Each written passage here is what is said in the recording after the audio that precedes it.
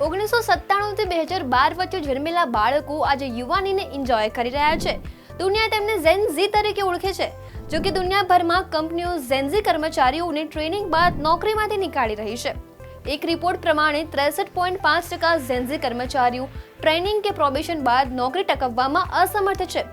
Expert આ પરિસ્થિતિ પાછળ અનેક કારણો આપી રહ્યા છે, જેમાં કમ્યુનિકેશનનો અભાવ મુખ્ય કારણ છે.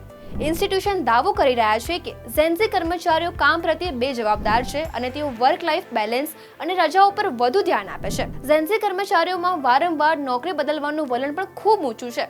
બીજું સૌથી જોખમી કારણ ટેકનોલોજી છે. એઆઈના કારણે દુનિયાભરની કંપનીઓમાં એન્ટ્રી લેવલ નોકરીઓ ઘટી રહી છે. તો એન્જિનિયરિંગ જેવી હાઈ સ્કિલ નોકરીમાં ભારતના અનેક ઇજનેરો સ્કિલના અભાવે મોટી કંપનીઓમાં નોકરી મેળવી નથી શકતા. શું તમે પણ ઝેન ઝી છો? તો નોકરીઓમાં તમે કેવા ચેલેન્જીસ ફેસ કરી રહ્યા છો તે અમને કોમેન્ટમાં જરૂર જણાવજો.